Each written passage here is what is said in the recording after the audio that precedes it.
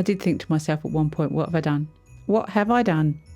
I couldn't find the white anywhere because I don't use the alcohol inks very often. I just put it away somewhere. And do you think I could find it? No.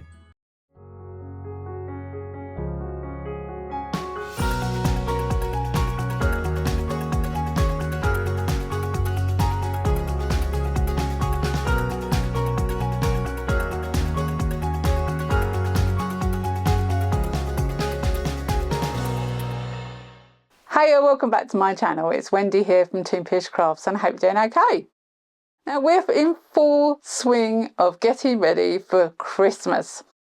And a few weeks ago, Roger from Into Resin contacted me and said, would I be willing to have a look at one of their new molds?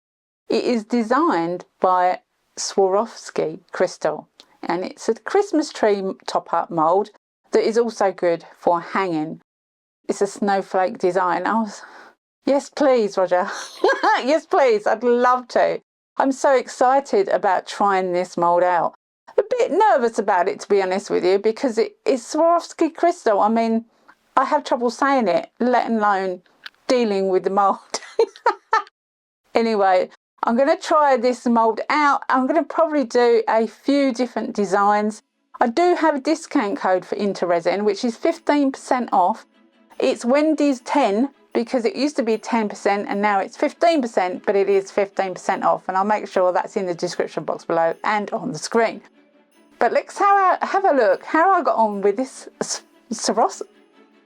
I can't say it. Swarovski Crystal Mould.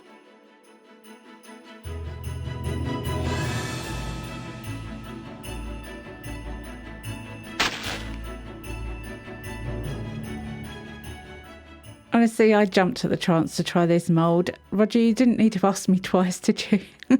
Swarovski Crystal. I do struggle saying it, and I'm probably not saying it right, although I did check Google to see how you pronounce it. Swarovski. Look at this. It's gorgeous two-colour design. The silicone is really, really nice silicone. It's sturdy but flexible. And in the crystal points, there are a druzy style crystal-y effect. How gorgeous is that?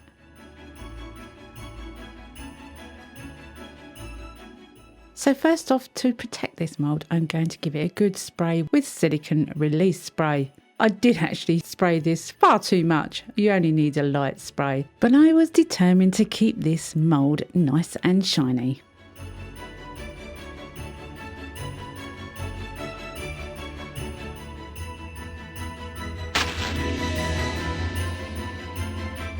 So I'm going to pour a clear resin for the first time. I'm using xTool epoxy resin. I have a 15% discount that's on the screen. It's also in the description box below.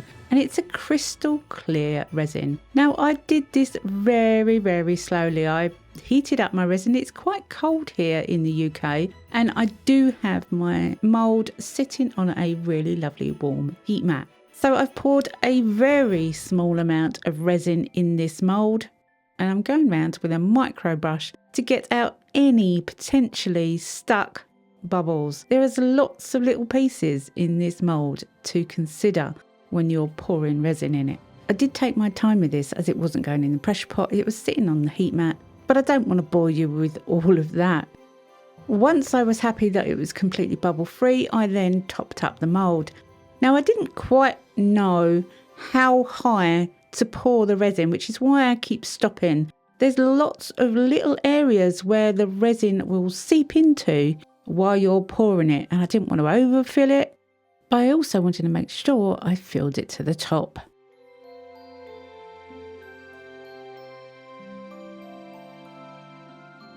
So the following day, now this was only about 12 hours after pouring this, so it was still soft, but I just couldn't wait to have a look to see what it looked like.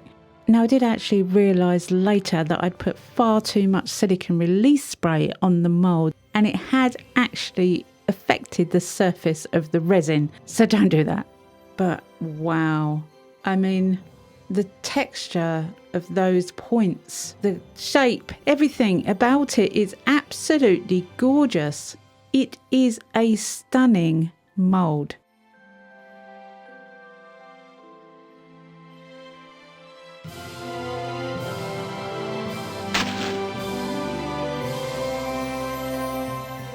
So I decided to make one that was still crystal clear but had a tiny amount of colour.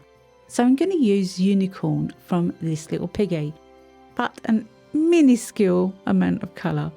So this time I did spray my mould with silicone release spray, but I took the excess off with my fingers, so there was just a film there. I don't want to make the same mistake twice, so that's what I thought I'd do. Now this colour, unicorn, is a stunning colour. You know I like this little piggy pigments, and this colour is absolutely gorgeous, but a tiny amount will give it a shimmer, not a colour. Again, I do all the bubble removing with a micro brush, and the mould is sitting on the xTool heat mat with a low temperature at 4 hours. It's the evening here. I'm trying desperately to have a look to see how much liquid I have in this mould, but I'm just filling it to just up to the base of the star.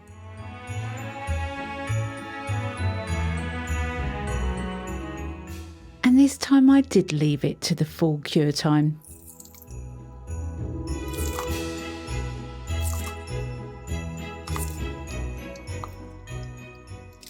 Now it does look crystal clear, but you can see it has a very, very light blue shimmer. And if I can get it in focus, you can see the detail better this time. Those points with the glass type effect on are absolutely stunning. And this mould is beautiful. It does have a hole in it so you can attach ribbon and hang it up. And I absolutely love it.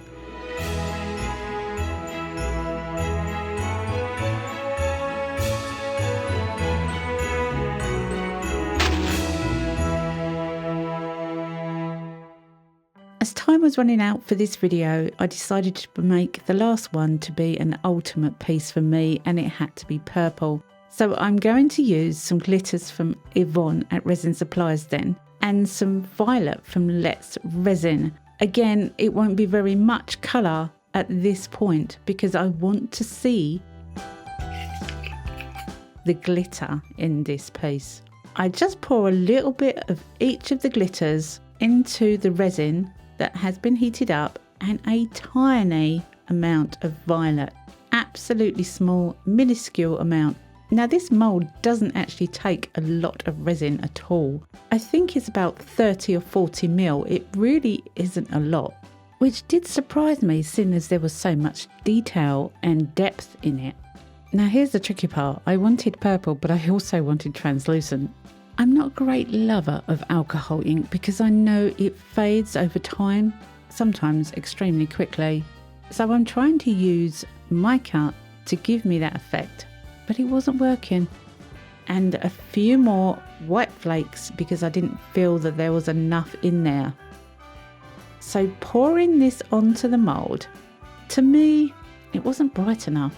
It wasn't bright enough. I wanted it translucent, but it wasn't bright enough. So I got out the alcohol ink and I found the really deep colour purple from Let's Resin. It's not my first choice, but it is a gorgeous colour. Now, when you put alcohol on the back of clear resin, a deep colour like this, it won't sink. It sits on the back. The only way you get it to sink is to put white that is heavy and pushes the alcohol down through the resin. Unfortunately, I couldn't find my white alcohol ink. Yet another problem. So as I didn't want a sticky purple mess on the back of this, the only option really that I had was to mix the alcohol into the resin. So it didn't stay on the back, it mixed in with the back. So hopefully all the sparkles and everything will be at the front, but you could still see the purple at the back and it wouldn't be a sticky mess. That was my fear here. My fear was that I was going to end up with purple on the back that just going to sit there and come off on my hand. And there wasn't enough room in the mould to put another colour or another clear layer. It would have ruined this piece completely. My little micro brush here came in very handy to try and mix it in. So I had a little bit of resin left. I kept dabbing it over the top. I sprayed it with isopropyl alcohol to encourage it to mix. I cleaned up the mould because I didn't want the mould stained with the alcohol. And eventually, when I realised there was a little bit more room on the back, I used a little bit of resin that I had left just to go over the top to make sure, or to try and make sure, that the alcohol was actually in the resin and not sitting on top. I did think to myself at one point, what have I done? What have I done? I couldn't find the white anywhere because I don't use the alcohol inks very often. I just put it away somewhere. And do you think I could find it? No. And I'd already put it in there, so I had to do something. And I had my fingers and toes crossed that I'd done enough not to have a sticky mess.